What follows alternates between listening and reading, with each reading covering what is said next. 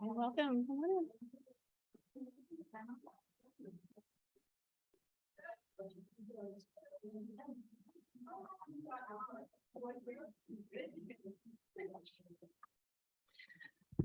Good morning, everyone. I'm really excited to have you here on a lovely Saturday morning. I know people are trickling in. I know getting up early on a Saturday morning is kind of a stretch, and so I know we'll have people trickling in over the next few minutes. But I want to welcome you to our annual Focus on Diversity event, and the first one that we've done in person since 2019. So it's great to be back in person, showcasing our amazing community and building. And there's a lot going on in the building today, so it's quite a buzz. So this day-long event is for prospective MBA students to learn more about certainly life as an MBA student, but about our community and also how our community focuses on diversity, equity, and inclusion. I hope that when you come here today, you leave having had the questions answered of, do I fit in? Is this the right, fit for me? Is this a safe space for me where I can have thoughtful conversations?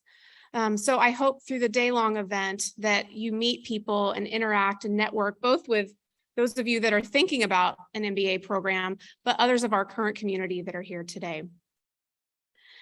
So if we take time, as individuals only to focus on diversity and equity and inclusion, we're not going to make as far of an impact as if we come together as a community and work together. And so that is part of why we do this event for prospective students as an entree to the day-long diversity or the week-long diversity events that happen as current students. Today, we have the opportunity to hear from thought leaders in DE&I, notably Alicia Petross, Chief Diversity Officer of the Hershey Company, Ilani Bullock, Vice President of DEI at the Carlyle Group. We have mock MBA classes. We have club leaders from Consortium and Forte. We have panel discussions, and then the MBA Career Center will even come and talk to speak about opportunities post-MBA. We cap off the day with an entrepreneur from Georgetown who started a company called Foodini. He graduated many years ago, and he came in with an idea that there was no one he could find in DC that had his grandmother's cooking. He was an immigrant and he couldn't replicate that experience of his home cooking. And so he started a company where other immigrants who have come into the US who want to showcase their home country cooking are able to do so in a kind of crowdsourced, crowd kitchen fashion. It's become so successful that Whole Foods is now carrying his products. And so he will cap off the end of the day as part of the reception and also tell his story and how he started here at Georgetown. Now, I mentioned a day-long event. There are some people in the audience that said, wait, I signed up for just the morning keynote. So don't worry, there are two events happening simultaneously. Don't worry, you're welcome to stay for the whole day.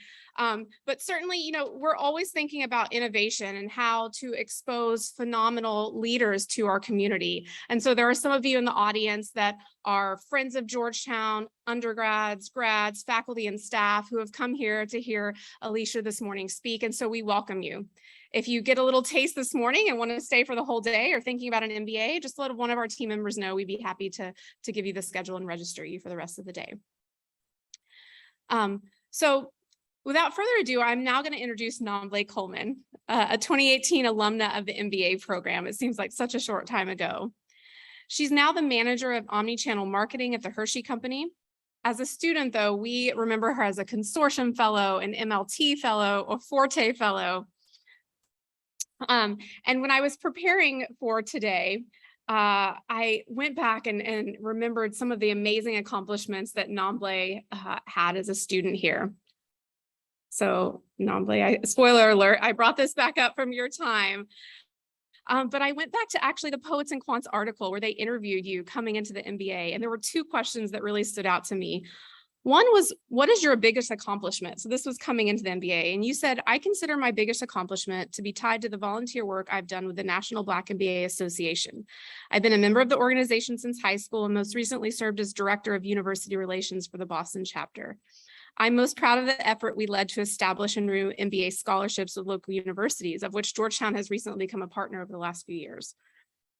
So that was your biggest accomplishment. But then I love this. And Alicia, I think you'll appreciate this. One of the questions asked of her was, tell us about your dream job or dream employer at this point in your life. So again, this was 2016. This is what she said. My dream job is to work in an organization where I can positively impact the daily lives of individual consumers while bringing my authentic self to work each day. I want to work in an environment where I can have a global impact in a culture of innovation at an organization that demonstrates a commitment to community. Oh my goodness, right? I mean, it's like a time capsule. And I can't speak for you, but I can only imagine through speaking to you that you are living out your dream job or dream employer right now. And so it's just wonderful that to see someone who is a prospective student be able to come through our program and now work for an organization like the Hershey Company, where she is living out, hopefully, that dream and dream job. So I'm really excited to introduce Nomblé, who is then going to introduce our keynote speaker.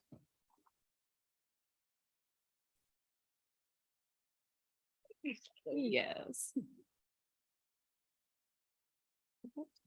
Thank you.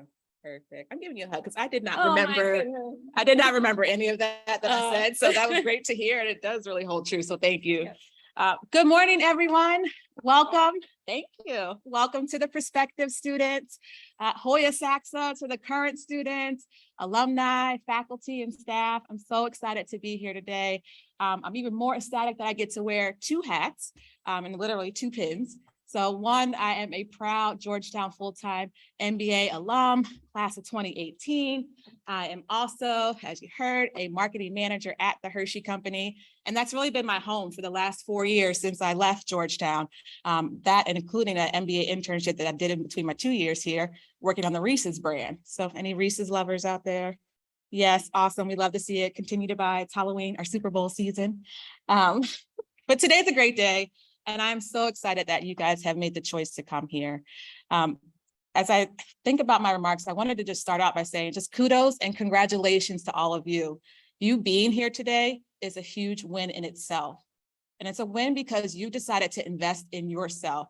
You decided to take the time to learn, to make an informed decision that will ultimately impact your personal lives and your career, which will then further to impact your families and the communities that you live and work in. So this is huge with you making that decision. So I hope that you feel good about that today.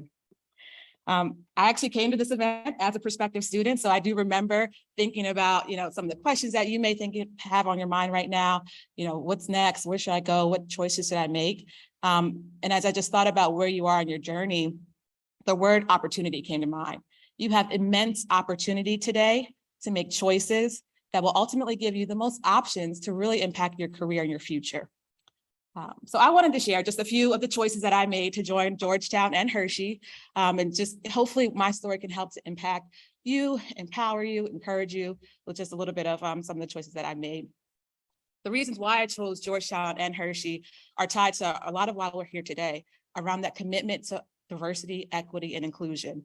And what I like about both organizations is that they have not just talked the talk about the importance of DE&I, they've actually taken action to put it into work at school in the corporate arena as well. So just taking that action was really important to me. So I am a living testament of how I've been empowered as a student at Georgetown and then prepared to really be a leader at Hershey.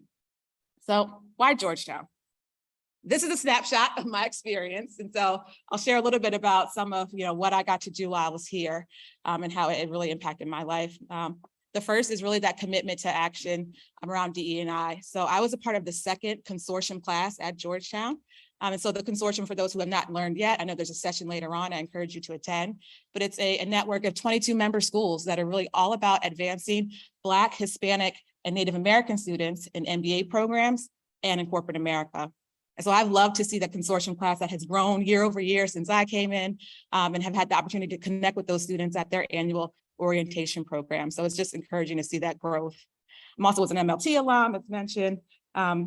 But the other opportunity that I really had at Georgetown was to hone my leadership skills and to put them into practice. So I was the president of our Black MBA Association. I led our first trek to Africa. We went to Tanzania and had the opportunity to connect with another Georgetown alum, Mo Deji, who is the CEO of the Metal Group, which is a huge manufacturer in Africa. And he also was a commencement speaker for the MBA program a couple of years ago. Another leadership opportunity was that National Black MBA Association. I led a team of students where we had a case competition. We competed against 38 schools and brought home second place and a $15,000 check, which was awesome. And always fun to have a little cash in your pocket during school. So just love the leadership opportunities. When I think about the education, I had an unparalleled global education. And so we talk a lot about global at home here at Georgetown. So that's in our classroom. So my classmates were from all around the world.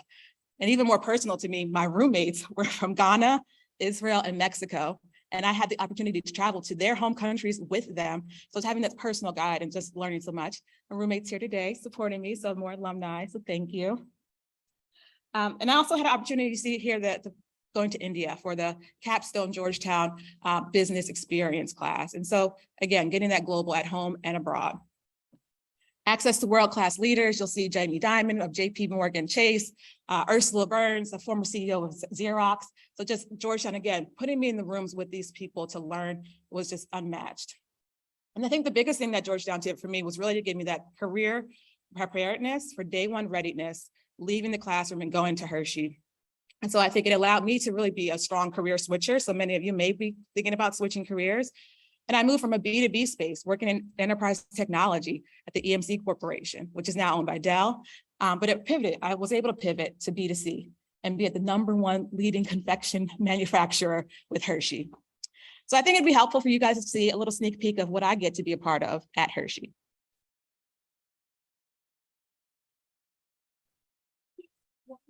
Iowa, because 93% of the population has been hanging on extra large stuff Hershey's bars for nearly 2 decades just to make people smile.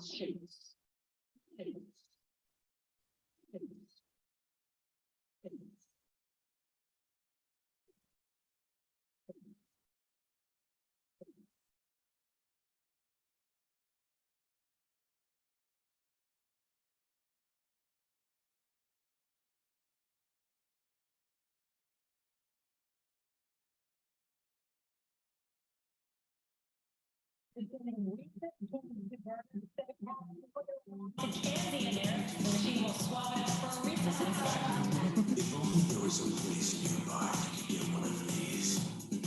Or these. Good thing they're sold literally everywhere business is done. I'm pretty sure you can buy them at a bank. I'm sorry, Reese's.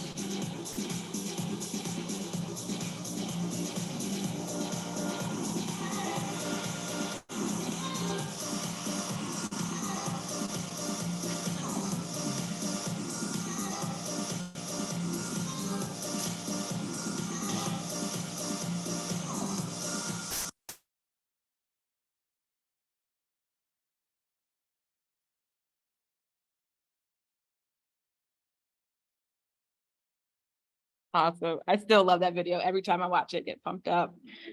So why Hershey, right? So you got to see a little bit of what we do each day, but even before I knew the organization I wanted to join, I really asked myself some core questions. And I love that you brought that up, Shelley, because it really came to life of what I had in terms of how I was thinking about where I wanted to go after business school.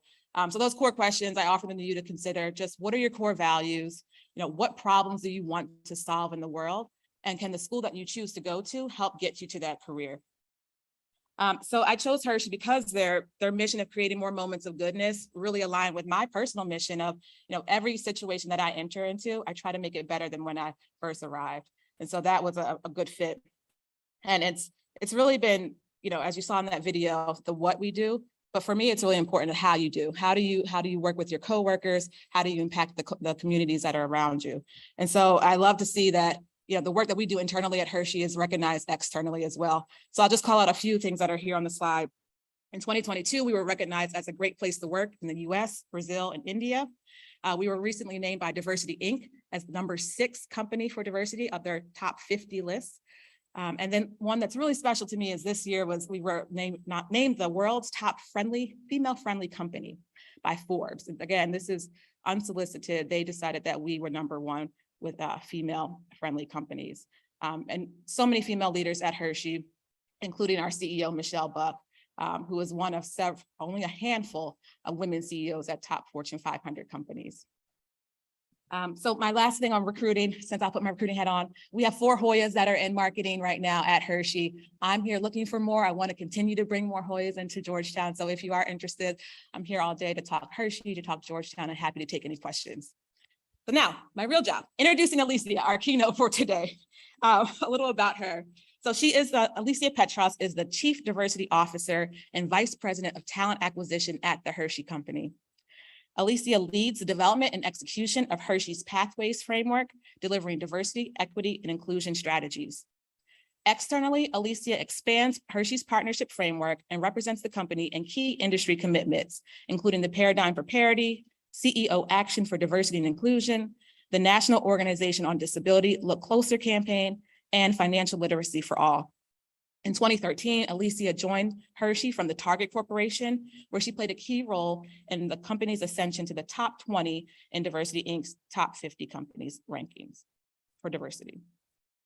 Alicia was named Diversity Women Media's inaugural Elite 100 Black Women Leaders in 2021. And for me, Alicia is a world-class leader. And she's a champion of people. And we're so lucky to have her at Hershey. And I have just really appreciated your personal support in my career. So thank you for being here. And I'll leave you with one final thought before Alicia comes to the stage. So this is me last month in Barcelona, skydiving. If you look close enough, you can see I have my Georgetown shirt on proudly. So hopefully this is a little reminder just to, as you think about the next steps and you're taking that leap of faith, you never know what's waiting for you. So don't be afraid, jump out there, learn, really get involved, and you never know where you'll land. So with that, Alicia, please come to the stage. Join me in welcoming her. I feel like we might have Thank to you use this so photo much. for. Hello, Hoyas. How's everybody doing? Fabulous. All right. Well, I want to start by thanking Shelley for this introduction, thanking India, thanking the entire staff for all the preparation. Of course, whenever Nomblé calls, my answer is always yes. I am a huge Nomblé fan. She's doing amazing things in our organization, and she's a woman that truly cares about people, and that's phenomenal. And thanks to all of you for being here today. So I am super excited to talk about the work that I get to do, the work that I get to lead, and how I truly believe that Nomblé and the Hershey Company are making the world a better place for generations to come. So, okay, a little bit about me. I grew up in Detroit, Michigan. Never did I believe that me and my husband, Lance, would love living in Hershey, Pennsylvania. When I was growing up in Detroit, I didn't even know there was a Hershey, Pennsylvania. I knew about the products, didn't know there was an actual town that Milton Hershey, our company founder, built. And one interesting thing about Milton is that he led a business which has thrived for decades. He also understood that he needed to create communities. And he did that wherever he started business.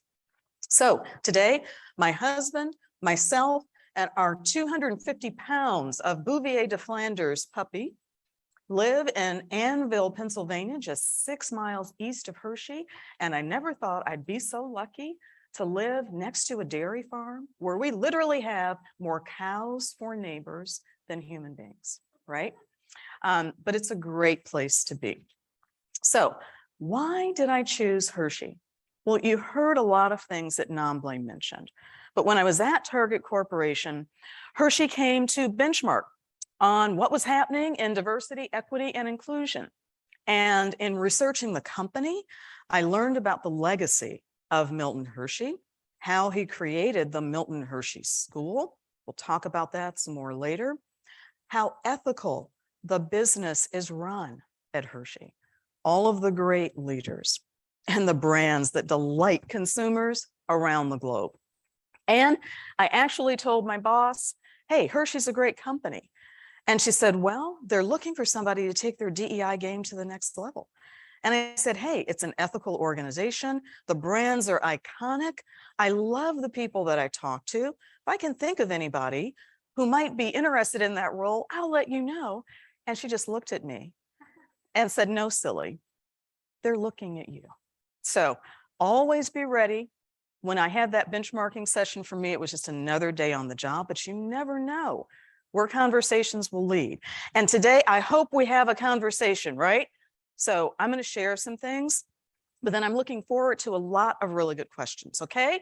You guys going to ask questions? Yes. All right. Fabulous.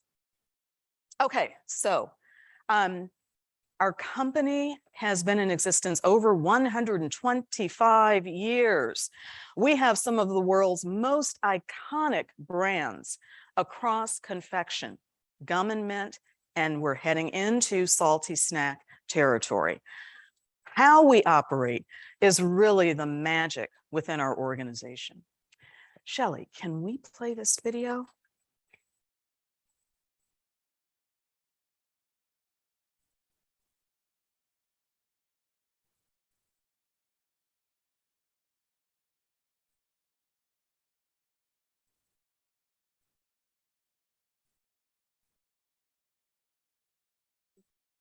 Cool.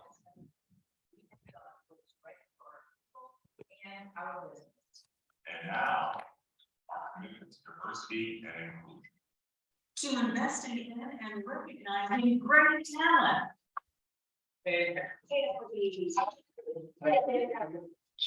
Gender representation from the boardroom to every function around the world makes us so proud to be #1 in the world. Your favorite brand. Make our it's all kind of supporting the next generation. Celebrate all of our contributions.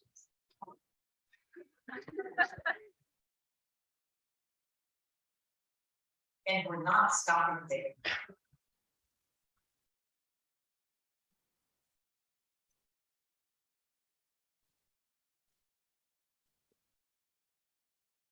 Thank you so much. So when I got the call that Hershey was ranked the #1 company on Forbes' worldwide top female-friendly company list, I kind of wasn't surprised, but I was still a bit gobsmacked, right? #1 from an unsolicited survey is really huge. So 85,000 people around the world voted us #1 based on our intentional actions, the things that we've been doing intentionally to advance diversity, equity, and inclusion for our employees, but also for the communities where we do business. So there was a little scream after I hung up the phone, and then I started calling people. And I told Michelle, and she was like, I don't believe it. And I'm like, yeah, believe it. It's legit. Well, the word spread.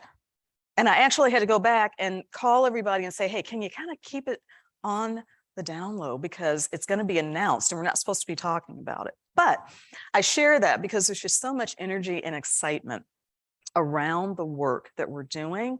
It has become contagious in the most positive way. So at Hershey, Milton Hershey was a man that was focused on making chocolate accessible to everyone. So before he started mass producing chocolate, it was something that only the very wealthy could afford. And he changed that. That's really phenomenal. He also built communities. He and his wife founded the Milton Hershey School for orphan boys in 1909. And today that school exists. It is one of the world's most heavily funded private boarding schools. Today, it serves 2,000 students from age 4 to age 18. And these students are from underrepresented backgrounds. When they join the school, they receive a nourishing home environment. Everything that they need is taken care of, from clothing to books, to hair, to education, to learning how to drive a car. And they live in student homes. Upon graduation, students heading off to college can receive as much as $80,000 in scholarships. So when I was interviewing with the Hershey Company in 2013, and I had a tour of the Milton Hershey School, I was standing in Founders Hall, has a ginormous dome with flags showing the various countries that students are from. And I was thinking about my mother, who taught elementary education in Detroit, Michigan for 38 years. And I said, Self, this is an organization you have to be a part of. So you really need to rock your interviews tomorrow. Now, the student composition at the Milton Hershey School is 65% female and over 50% diverse. And these are underrepresented and underserved students. So that mission is really important to me. And we tend to attract a lot of people into the company that feel the same way. And we show up there. It's not just the profits from our products that go back to the school, but we also donate our time. So I work with the Eastmore House, and we have 10 age 7 to 10-year-old girls. And I'm there at least once a month, hanging out with them, reading stories, doing hair, talking about what I do at work, answering questions. Those are simply some of the best moments of the day. So for us, this concept of service is truly important. Okay, on the business side, so we're a classic confection house, but we have over 80 brands. We operate in 18 different countries, and we have 3 of the nation's fastest growing snack brands. Anybody have any guesses as to what those 3 might be? Skinny Pop popcorn, yes, indeed. We were really busy during the pandemic. We not only kept all of our employees employed, we had virtually no layoffs, but we went out and we bought 3 businesses.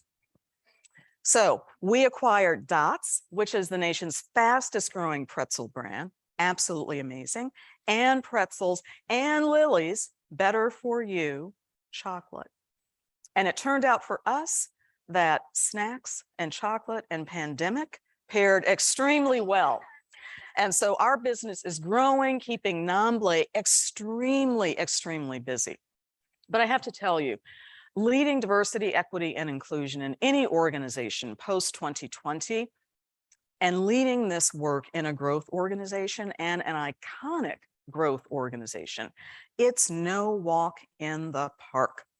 Every decision that we make involves thousands of people, not just our 20,000 employees around the globe, but their families, our consumers, our key customers like Target, like Walmart, like dollar stores, our shareholders, and our investors. So all of these decisions require a lot of thought and care. Now, one of the fascinating things about where you are sitting in your careers today is that you are literally the future of organizations. So today, our organization has a huge millennial component. What's even more exciting is that by 2025, millennials will be 60% of our overall workforce, and Gen Zers will be 25% of our workforce. These are big shifts in populations and in demographics. And the really interesting thing is that all of you will have the opportunity for big leadership opportunities much earlier in your careers. And in fact, your cohorts are already changing the game. So we've got new care and reward systems, new development opportunities, new expectations on how our brands show up for our communities. And all of these things are being driven by the fact that we're a growth organization, that we are intentional about diversity, equity, and inclusion.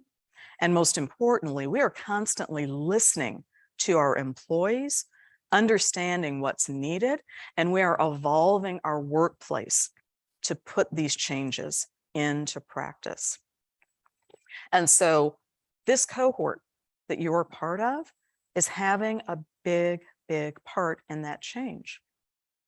You know, in August of 2020, after the murders of Breonna Taylor and George Floyd, we came together at Hershey as a leadership team and we really took a pause. If you remember, you probably recall seeing a lot of commitments that organizations were putting out on Facebook and social media to show support for Black and Brown communities.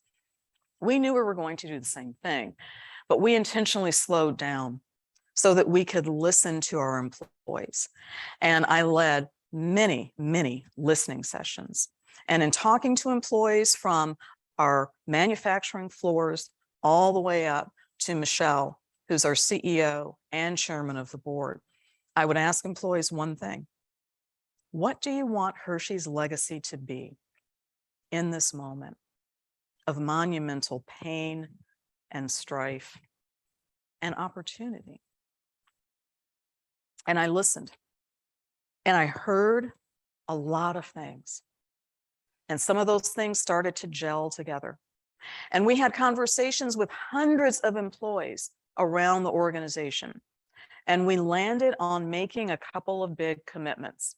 So one, we wanted to uphold our long-standing value of inclusion. It's the value that holds all of our company values together. Two, we wanted to show up better for our Black and Brown colleagues. And in particular, we wanted to do a better job of supporting their careers. Three, we wanted to provide unconscious bias resources for everyone in the organization because, hey, we're all human, so that means we all have unconscious biases. But it's important that we understand what they are and that we take steps to mitigate them, right? We also wanted to pledge more money to support Black and Brown communities. And we wanted to do all of that work with our employees. And so we created what Nomblé mentioned, which is the Pathways Framework, and that is our diversity, equity, and inclusion strategy. And this strategy is going to last for at least a decade. We are closing out the first phase from August of 20 to the end of this year, and we will have 2 more tranches of strategic elements that we're putting in place. We've got 3 pillars: join, grow, reach out.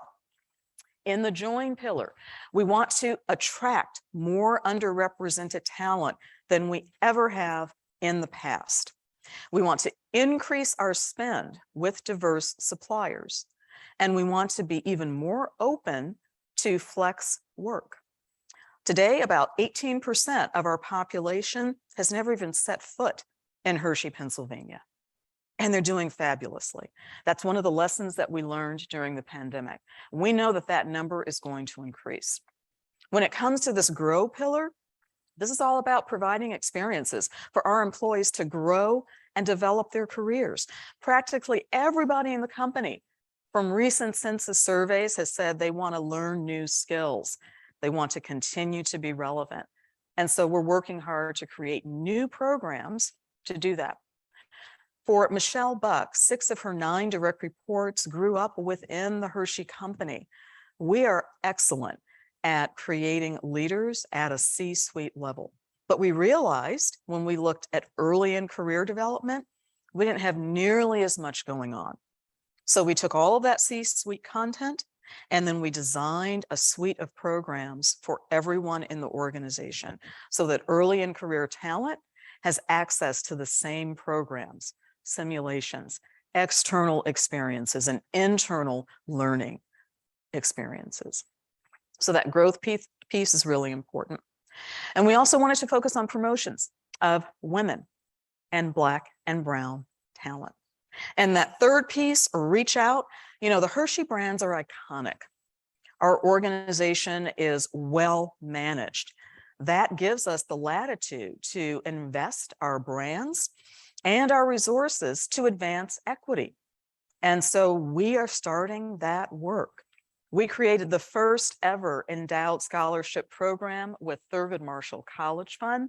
We've been a partner of TMCF for over a decade, but no one in their history since 1989 has ever created an endowed scholarship program. Ours is for scholarships for students studying food sciences. We wouldn't mind hiring a few of those graduates, but we want to make sure that people don't have to worry about How am I going to pay for my education in order to pursue the career that I love? And we're going to be doing more. We have a brand new social issues framework, and we are starting to weigh in on the various social issues that are impacting all of us. So this pathways work is really changing our organization. And we're meeting the needs of consumers because all of you probably want to purchase goods and services from organizations that stand up for some of the issues that you believe in. We know that. And so we are aligning our work. And when we talk about how we get some of that work done, wow, we have 8 vibrant business resource groups or employee affinity groups in our organization. These groups do 3 things.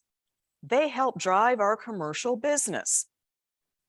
They influence company policy, and they develop talent in the company and in communities where we do business. Now, the really cool thing is that for our corporate population, over 60% of corporate employees belong to one or more of these 8 vibrant groups. Michelle Buck says these groups produce outsized business results. And let me give you an example of one.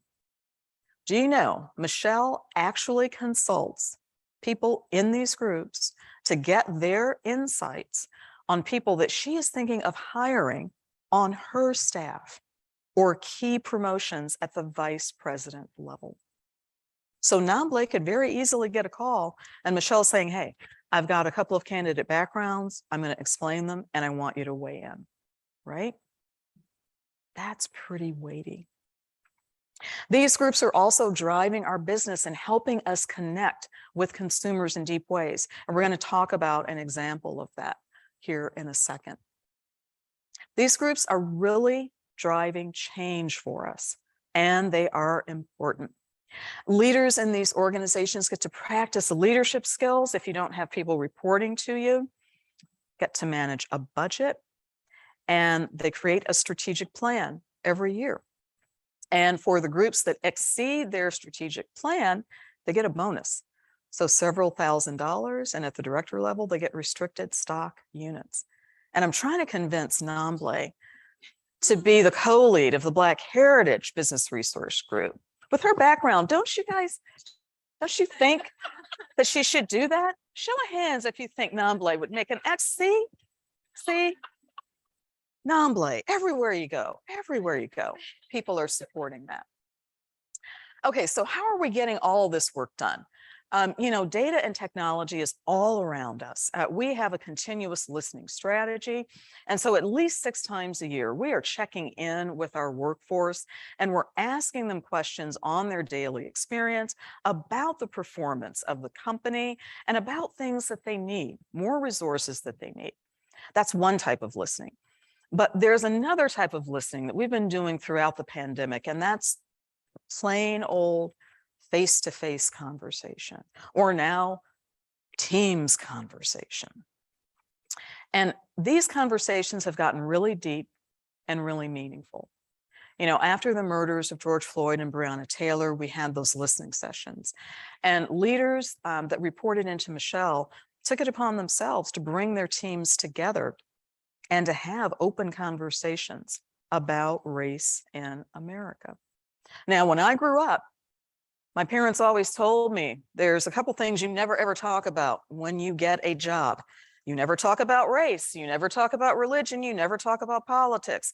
Guess what we're talking about now at work? Race, religion, and politics.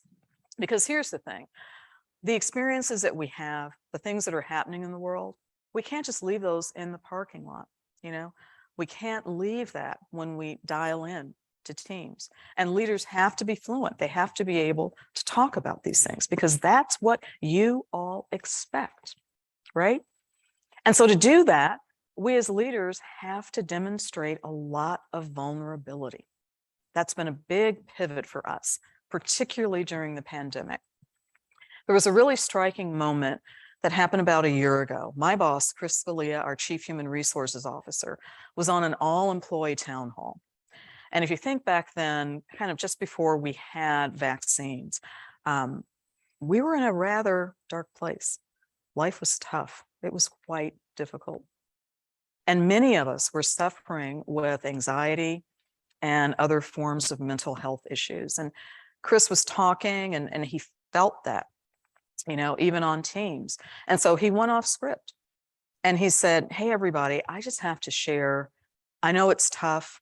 I want you to know I'm going through some things as well. And he talked about the anxiety issues that he was having following the suicide of his sister, an unborn niece. And it was a really, really emotional moment. And he didn't have to share that, but he felt it was the right thing to do. And interestingly, after that town hall, our self-ID representation for employees who identify as having a disability doubled. He received over 400 emails and chats. And employees said, I'm so proud of you for sharing that. And it must have been really scary for you. But I want you to know, I identify with that. I've been struggling with the same thing. And it's so cool to see a senior leader at your level talk openly about it. That makes me feel safe in sharing that, right? So these conversations that we're having are incredibly important. I really had to grow up in the pandemic around this whole DEI business. So we had definitely been talking about representation, but those conversations were mainly with Michelle, her reports, and with the board of directors. Prior to August of 2020, I had never shared any demographic stats with employees in the company. Why? They weren't where we wanted them to be, right? But here's the reality. All of you are super smart. If you can get your hands on an org chart, you can pretty much figure out the diversity yourselves. So I had a really vulnerable moment in August of 2020 when I went into an all-employee town hall and I talked about our representation of Blacks, of Latinos, of Asians, by level, and how that compared to demographic stats in the US. And I plainly said, we've been doing some good things, but we have a lot more work to do. We are not where we need to be. And these are the things we're going to do to get there. That was a pretty terrifying moment, especially for an organization at that time, which was a little conservative on transparency. But since then, we have adopted this intentional and transparent mindset. And that's why we have so much energy and excitement around the work today. So now I share the same stats that I share with the board of directors, with Michelle and her direct reports every quarter, with every member of our business resource groups. And anyone can see that information. And the upside, people know where we stand. And how can you expect people to make meaningful change if they don't know where you're starting from and if they don't know where you're trying to get to? So that transparency for us has been incredibly, incredibly important. And, you know, because of that transparency, it allowed us to get really clear about what was important for us in terms of what our workforce should look like, how it should feel, and what workforce we're going to need in 2025 and in 2030. So that vulnerability, openness, and transparency, that gave us the footing to be able to set some really audacious and public goals around diversity, equity, and equality. So I am incredibly proud to lead in an organization which achieved gender pay equity in 2020. So women working in the US earn $1 for $1 compared to their male counterparts, but we did not stop there. The following year, in April of 21, we achieved pay equity. If you are Black, Latino, and or API, you also earn $1 for $1 compared to male colleagues. But wait, there's more. By 2025, we aim to achieve global pay equity for all salaried employees in our value chain at the job family level, which is incredibly difficult to do. But I know we're going to get there. We are a leader in gender representation with Michelle Buck, our amazing CEO and chairman of the board. 5 women, or 42% gender diversity on our board of directors, 68% total diversity on our board of directors. And as Nomblé mentioned, women and people of color lead many of our largest commercial businesses. We are 48% female across our entire workforce. And we have set goals to increase representation of Blacks and Latinos in our organization. And in the last 5 years, our Black employee population has increased 77%, and our Latino population has increased 132%. These goals that we have are linked to the compensation of Michelle and her direct reports and their vice presidents.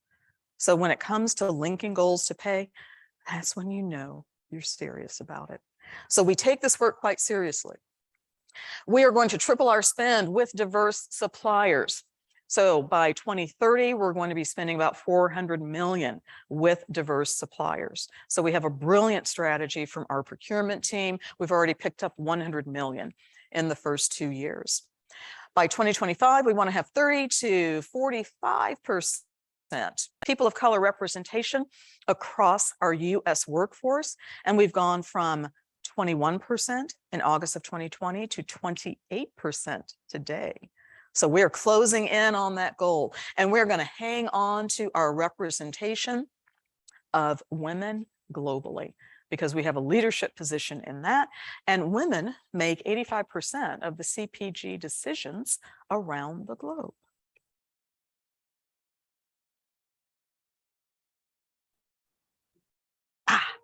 Check this out.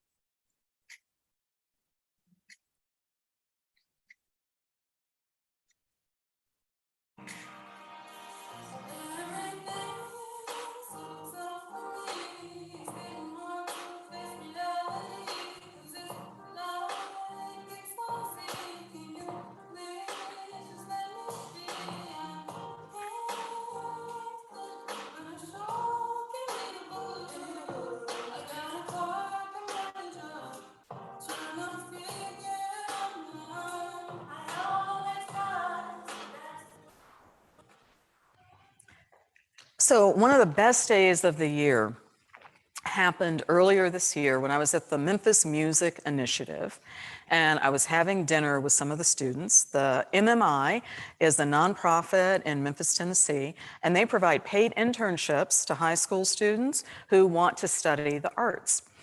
And we had some folks at our Black Heritage Business Resource Group that wanted to focus in on closing a share gap with Black consumers. And Maurice Mo-Stanford, a former co-lead of the Black Heritage Group, said, hey, Black Music Month in July is a really big moment in the Black community.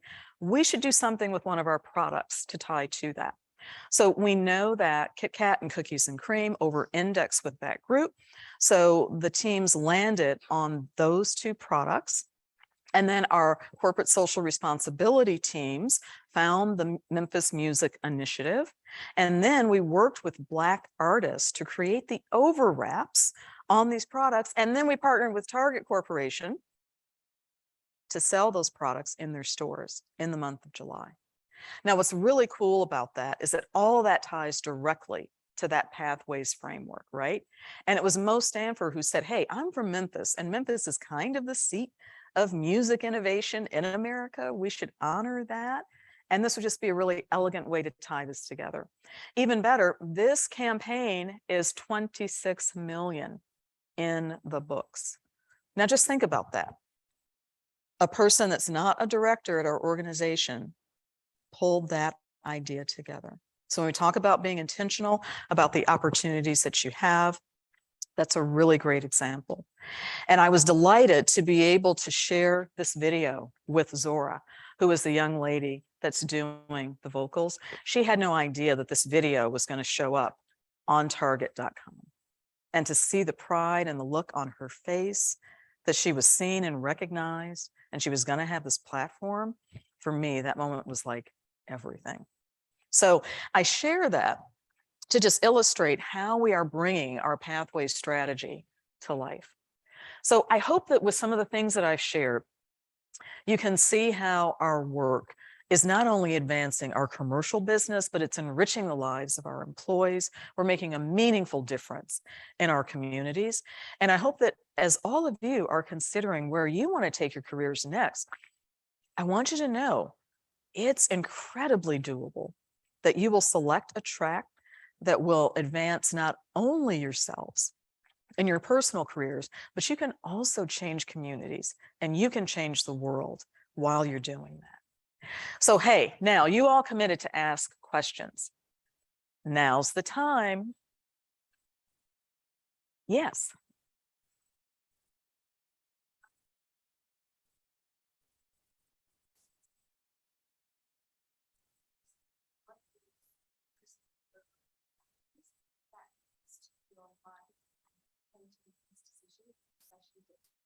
Yeah. So, I think about one tough decision that Michelle Buck and the executive committee had to make was at the start of the pandemic, should we keep our manufacturing facilities open? And should we keep our dedicated retail or sales teams in the field? And think back, this was just at the seed. This was like March 13th-ish of 2020, and we didn't really know what we were facing. In fact, I remember telling Chris, my boss, when the separation orders came down, hey, I'll see you in 2 weeks. Remember when we all thought we were going to be back to normal in 2 weeks, right? And so she had to make that decision. Now, how she does it and how we do it at Hershey is that Michelle practices distributed leadership. So she sought counsel from industry experts, from the board of directors, certainly from her team, from individuals at all levels of the company. She talked to manufacturing employees, and our manufacturing employees comprise 60% of our total workforce. That's the bulk, right? And these are generally 6-figure jobs. So it's something, if you're going to lose that, right? And so she made the decision based on our values of togetherness and inclusion, on our business strategies, because if you shut the plants down, it's not just as easy as stopping the work. You have to think about the inventory, commodity access, and then you have to start everything back up again. That could impact your bottom line for 6 to 18 months. And she had to think about employees and their families. We thought it was 2 weeks, turned out being a little longer than 2 weeks, didn't it? We were one of the few CPGs that stayed in production. We took extreme measures to enhance safety for our workforce, both in the field and in plants.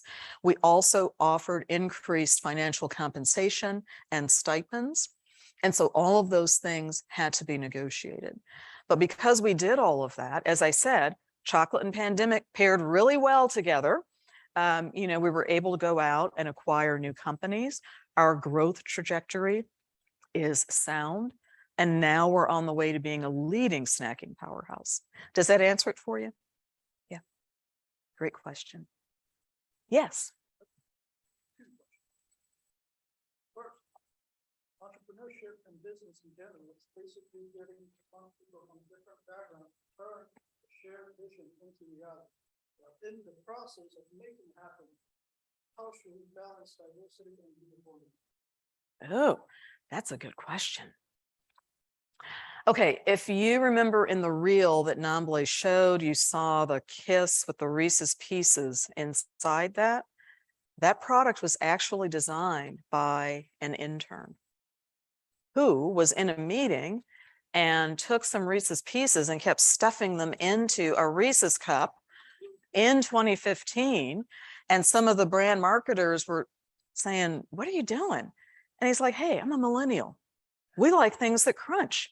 Reese's cup is the bomb, but the flavor profile, the mouthfeel, it's all kind of meh.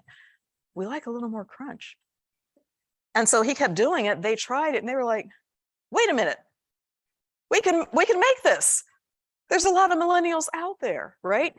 That involved a decision though. So if we're going to add something new, we have to scale back on something else, unless we're going to add a new line or we're going to dramatically increase headcount. So that was kind of an entrepreneurial decision, you know, or opportunity. And there's a number of business levers that the marketers and the finance team, supply chain have to go through.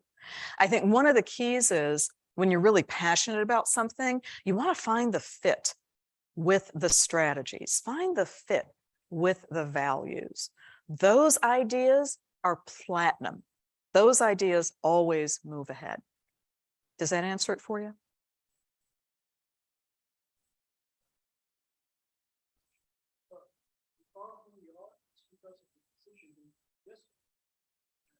Those positions in these new environments, the environments that inevitably will impact ourselves.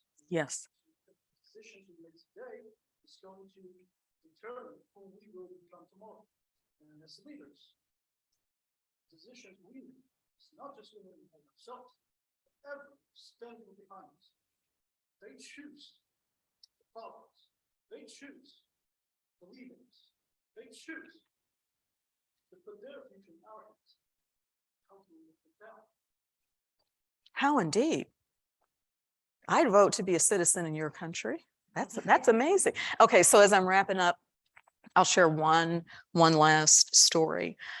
In the weeks following the death of George Floyd, there was this movement growing called Blackout Tuesday. And a member of the Black Heritage Business Resource Group said, hey, Hershey should join Blackout Tuesday. And so I had to be vulnerable in that moment because although I am a Black woman, I didn't know what Blackout Tuesday was. And I said, hey, what is it? And she said, it's when major corporations are going to show support for the Black community and they're going to take their corporate Facebook pages down.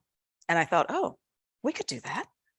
And I talked with the VP of Corporate Communications. I explained what it was. And she was like, yeah, we can do that. Now, closing down a business channel is normally something that the CDO does not do, right? And normally you would tell the CEO, you tell the board, you tell other people. We didn't do that. We just did it. We joined that movement. We were the only CPG company to do so. And initially the traffic from consumers was a little rugged. Hershey, why would you do that? I don't want you making these stands. Just make the chocolate, Hershey. I went home and I thought, uh-oh. And I told my husband, it's been really cool being the CDO at Hershey. I'm certain I can get another job someplace else. And in the morning, right before I was about to call Michelle and say, what had happened was, I looked at the social traffic and overnight, consumers started standing up for the company. And consumers were overwhelmingly saying, no, Hershey, you're right. This is what a company should do. And I'm going to buy more products and talk about the fact that Hershey did this. So you're right. There are moments where we all have to stand up, do some things differently, and take a stand. Hey, this has been phenomenal having a conversation with you. Thanks again to Nomblé for making this happen. Thanks again to Shelley and the team. This has been my pleasure. Thank you so much. Thank you. John, we have a gift for you. So a lovely gift that you can take with you. It's a really big and heavy. Oh my gosh. And then Nomblé, great work. So thank you both. Thank you to Hershey Company. I hope everyone enjoyed the chocolate on their way in. And if you'll notice, the chocolate was that brand campaign, the packaging. So we appreciate both of you taking your time to kick off our annual Focus on Diversity event. It's great to see familiar faces, and we're excited for the rest of this day today. So I have a few housekeeping notes as you make your way to mock classes. So if you left any coats or anything in the coat racks, we'll be taking them to our suite 390, but then bringing them up to the reception at the end of the day. The bathrooms and elevators are in the center of the building. So you'll see wooden lockers on all floors are bathrooms and elevators. You do have an agenda in the bags that we gave you, so please take a look at the agenda. Next on the agenda, the MBA mock class. So you're going to learn something today. So you're going to learn about marketing or operations. Now, when you checked in, if you were interested in marketing, we gave you a green sticker. That will be in room 240. So that is the second floor up there. So you'll stay on that floor. Room 240 will be the marketing class. And if you don't have a sticker, operations class, you'll be in 250 with two of our phenomenal professors. You'll then stay in those same classrooms for MBA current student and alumni panels. And then, later today, we're doing an admissions committee simulation. Our Career Center Associate Director will speak, and we'll have a fireside chat at the end of the day with the reception. I want to thank, I don't think she's in the room, but I do want to thank India Brown. If you see her today, she has put all the logistics on for this wonderful event. She's probably running around with a clipboard. So if you see her, I just want to give her a huge thank you for putting this on. And thank you for traveling down from Hershey. And we'll now proceed to the MBA mock classes. So again, 240 with a green sticker, 250 no sticker. And we'll see you throughout the day. Thank you. Thank you so much.